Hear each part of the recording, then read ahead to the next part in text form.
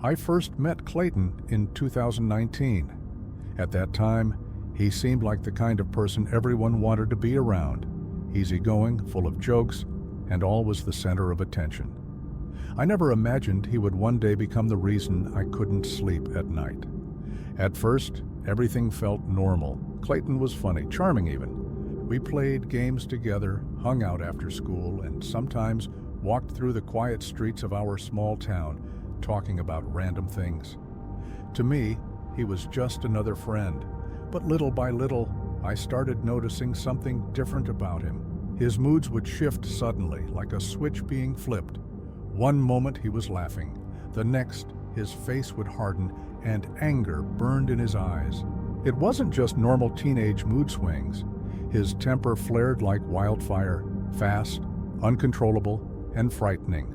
A simple joke or harmless comment could send him into a rage.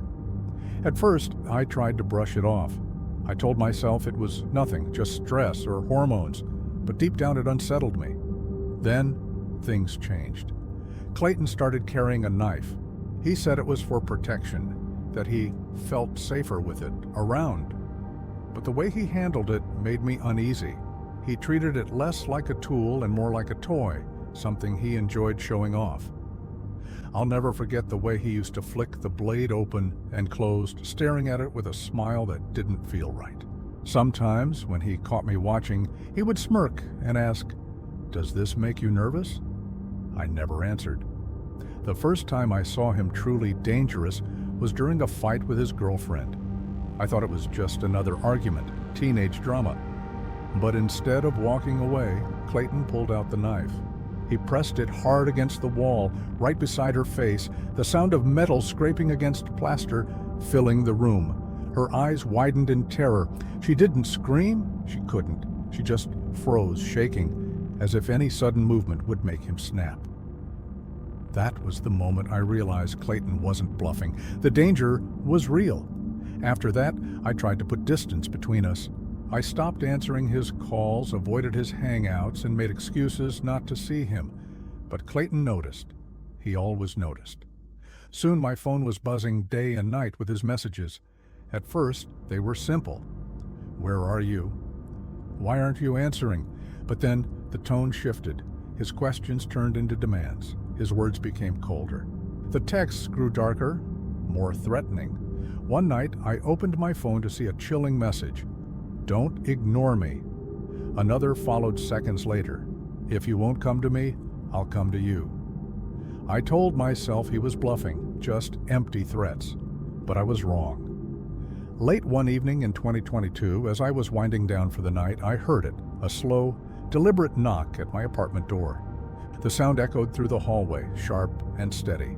At first, I thought maybe it was a neighbor, but when I pressed my eye to the peephole, my blood turned to ice. Clayton was standing there. His eyes looked wild, and in his hand was the knife. He didn't knock again. Instead, he placed his palm flat against the door, pressing his face close, whispering my name.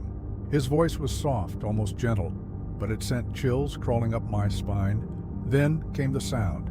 Tap, tap, tap. The blade of his knife scratching the wood, as if he was testing how easy it would be to cut through. My heart was pounding so hard I thought he could hear it.